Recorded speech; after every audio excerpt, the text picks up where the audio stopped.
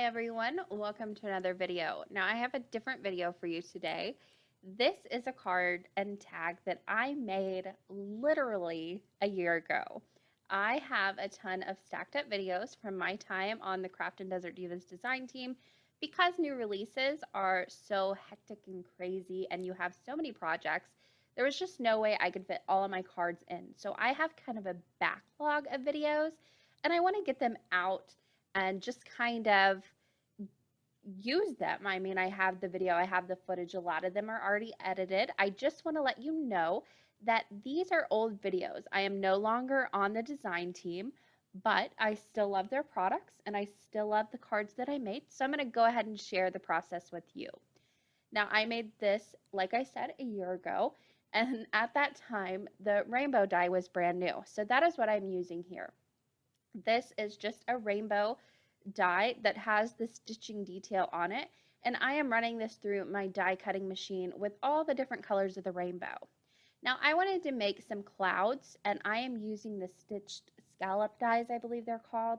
Again, all these products are going to be from Craft and Desert Divas if I don't mention it.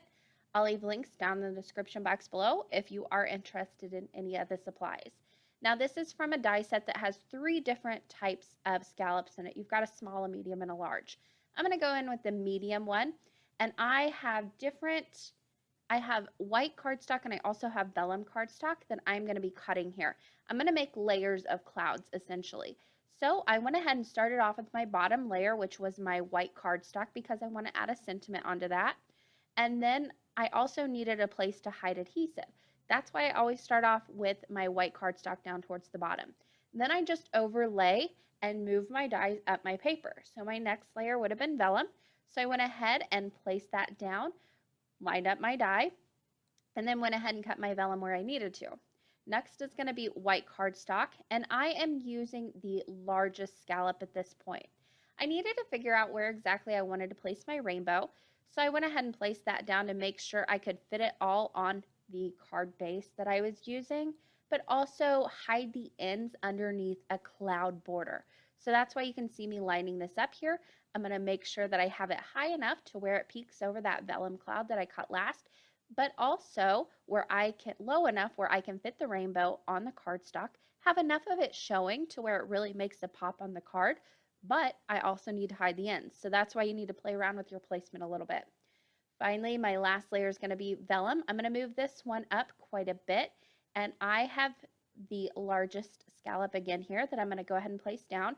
I'm moving these a little bit to the left and the right each time I use them so they don't look exactly the same all the way across this card. This is my final one. I'll go ahead and run through my die cutting machine. And then with the piece of scrap I had left over, I'm going to run this cloud die through. It's a single cloud. It comes with the rainbow die. And I ran that a few times through my die cutting machine to add as little extra embellishments. Now to put this little rainbow together, I'm using glossy accents. And I am placing these down in rainbow order. I used pastel colors, but again, I used rainbow colors. So it's very simple and easy to do with your Roy G. Biv. It's always in my head every time I put a rainbow down. So I'm going in with my green, putting a little bit down, and I am placing these all on a piece of scrap cardstock.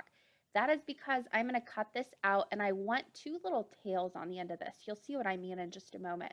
But that is going to give me a place to tuck this little rainbow behind the clouds and adhere them. So my adhesive is hidden, but it's also secure. So I'm taking my scissors and I am just cutting right along that cloud die. It's super easy to do. You can also turn your scissors at an angle so you get a little bit of an angled cut. That way you don't see any white, but you still have that nice border on it as well. I'm going to cut out the center as well. And you can see I didn't cut along the 2 bottom portions of the little rainbow. That's because I'm going to tuck these in. One final step to help this rainbow pop out a little bit, I'm going to add a layer of the clear Stella glitter brush pen.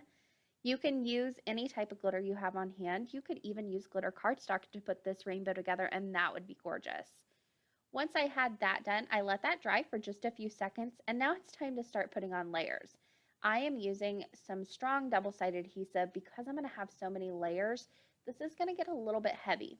So I want to make sure that everything stays put and it doesn't fall apart on me. That would be awful with this many layers. Now, Granted, this card did go to my niece, who was tiny at the time.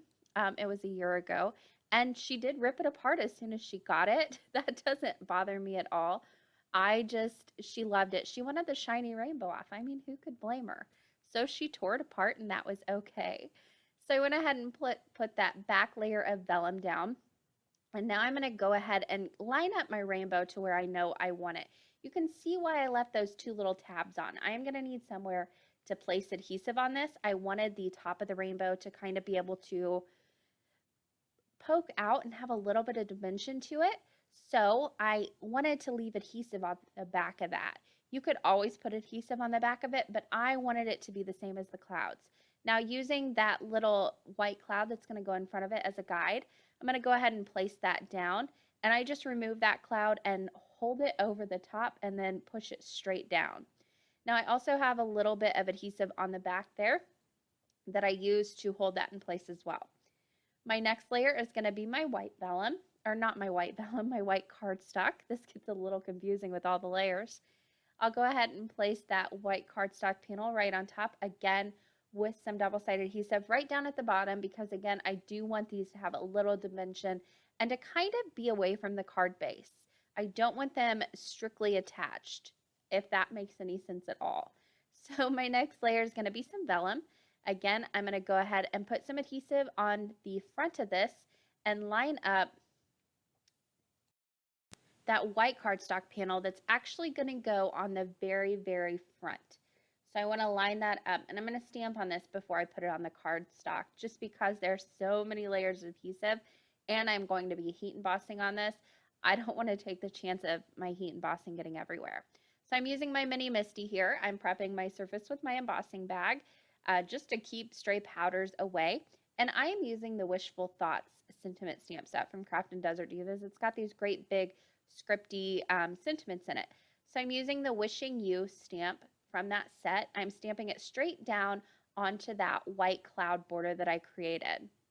Now I went ahead and sprinkled on some gold sparkle from Wow Embossing, and I'm heat setting that right on top. That's just going to give that extra shine and extra pop of really sparkle to this card. Now for this layer, I am going to pop it up with some dimension with some fun foam and double-sided adhesive, and that's just going to give that layer of added dimension. Not that this card needs it, but I thought it would be a little bit more fun. And because I don't have any adhesive on that vellum top panel, you can see how it kind of pulls away from the card and really gives the effect and some more shadows behind it as well. Now I went ahead and cut off any little, because there are so many panels, sometimes you get them a little off center. I use my long blade scissors to kind of even those up. Now with those extra clouds that I die cut, I'm just going to place those right onto the card base here and there with some dimensional adhesive. Very simple and easy to do, and it just adds that little extra pop of clouds to this card. Now on the inside, I'm going to go ahead and finish off the sentiment. So I'm going to say the happiest birthday. So now the card reads wishing you the happiest birthday. On the front, I'm going to add a few more embellishments. These are from the Fairy Dust Sequin Mix from Craft and Desert Divas. I'm just choosing out these little cup sequins. I'm putting them down here and there. Again, I'm using glossy accents to secure these, and also my little quick sticks tool to help pick these up and put these down so I don't get glue everywhere all over my card base. Now, whenever you're using this rainbow die, you have a ton of pieces left over because you have to cut so many pieces. So I thought, why not make a little tag with it? So I'm using the Fancy Frames die set from Craft and Desert Divas to make my tag. I'm going to do this the exact same way. I cut some vellum, I cut some white panels with those scalloped border dies that I'm using to make some clouds, and I am just going to layer these up on a tag. Now the actual tag itself, I use that same Fancy Frames die set, and I die cut that from white cardstock.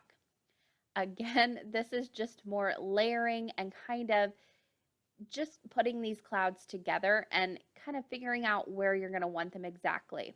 I went ahead and did add a strip of vellum right over the top of that tag just to soften it up a little bit and add that extra little layer.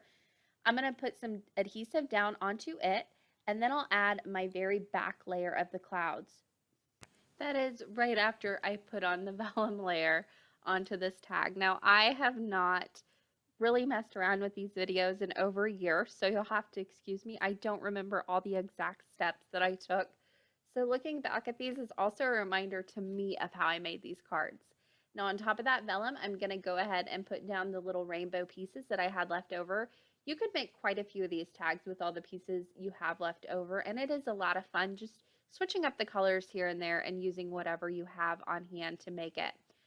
While I have that rainbow kind of out in the open with nothing over it, I am going to add that layer of winged Stella.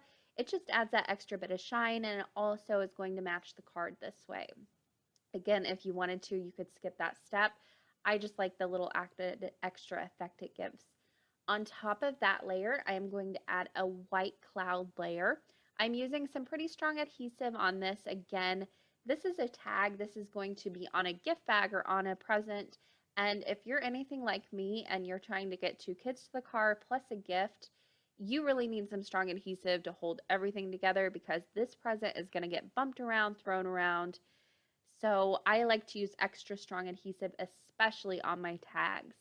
Cards you can kind of get away with if they're not going through the mail, but my tags, I need that extra bit of force. My final layer on that was the white border, again to hide all the adhesive. I popped a hole in the top of that with a hole punch that I got at Target. And then I will add some ribbon that is white with a little bit of a sparkle edge on it, just to match the whole sparkle theme of this.